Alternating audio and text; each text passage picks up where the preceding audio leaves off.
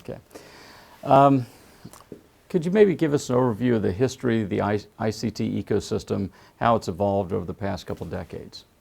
Okay, so the background of the ecosystem in Stockholm has been, of course, to a large extent influenced by the fact that we're an Ericsson town, if you put it that way, but also influenced by the general industries that are here in Stockholm. Stockholm is a financial town, and it's also a town where we've been trying to get into new technologies and apply new technologies in many industries at an early stage. For instance, the finance industry went into electronic trading early.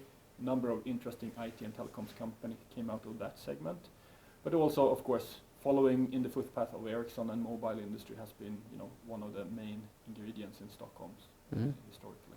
And talk about the different regions. You talked earlier about in one part of the country they were doing microwave, another part device and components, and another part of the country systems. Maybe walk us through each of those areas of the country and why those areas were core to Ericsson's growth.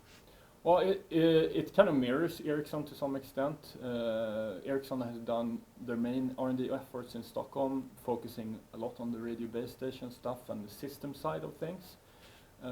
But also set up satellites in other parts of the country. In Gothenburg, they've been extremely active in microwave area. It's actually one of the larger hubs in that segment globally. And in southern Sweden, around Lund, they've been quite active on the modem side for mobile phones and the mobile phones themselves. First for Ericsson, then for Sony Ericsson, and today actually for Sony Communications. So yes. Mm-hmm. And Niklas, you helped the economic growth inward investment in the region. What would you say are some of the other key pillars of the ICT ecosystem in this region? Yeah, like Torbjorn is saying here, that the kind of underlying industries that have been driving also the ICT development. So if you look at, for instance, IKEA and H&M have been driving the e-commerce side of things. So e-commerce is it was really early in Sweden, but also is becoming stronger and stronger. You look at the automotive industry, where we have a big number of, or two of the world's biggest heavy trucks manufacturers, Volvo and Scania, in Sweden, together with Volvo cars as well. I mean, they're driving a lot of the electronics and the software side of the car industry, auto industry from Sweden, their development. So in all of those segments, all where we have strong industries, also we have a really strong IT and telecoms technology base. Mm-hmm. And what are some of the major, I guess, companies that have been active here over the last decade? You had a slide up earlier that talked about, Skype and others, but maybe just give us a feel for some of the up-and-comers and some of the other major players that are active here in the region. Yeah, so you mentioned Skype, of course, specifically when they went more and more into mobile. They became also more and more active in the Stockholm area in this case with their development. You have had Intel doing through a number of acquisitions, then becoming more and more active in the Swedish market and doing more and more development on specific, you could say, pockets of technologies. Now the latest initiative that they are doing now is an IoT lab just outside of town, where they're collecting a number of Swedish innovative IoT companies to, under their roof, being able to then co-develop and develop and showcase their innovations. Why has audio and video development been particularly pervasive in the region? I think that's the Ericsson history again. Of course, audio has been key in telecoms. If the audio quality is not good, of course the customer will not be happy.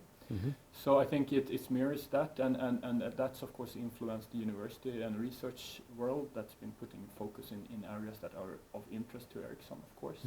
And then of course a number of startups has been formed around these areas, and a number of companies has invested in or acquired these type of companies, like Dolby or Google or Skype. So we have a number of people that are skilled in these type of technologies, and a number of companies that's seen this and moved thereafter. So when companies are making investments in this region, what do you see as the primary driver for that investment? What's the attraction? It's the team.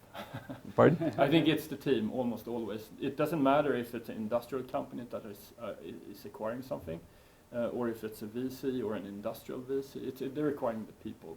Of course, it's the project also.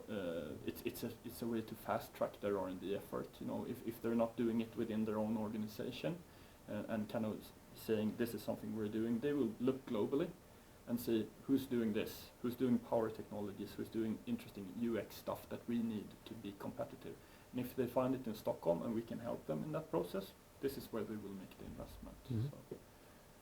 I think that's an interesting point, Torbjorn, saying there with the team, because what we're seeing, and what of course we do not like to see, is an international company coming in, buying a technology, moving it outside of Sweden. I mean, since we're working for Sweden, but what we have seen is that since these companies are looking for teams rather than specific technologies, we see that when the investments are made, they tend to stay and develop those companies that they have invested in. So very often we see companies come in, buy a smaller team, but then within a year grow it almost doubling the size of the development team.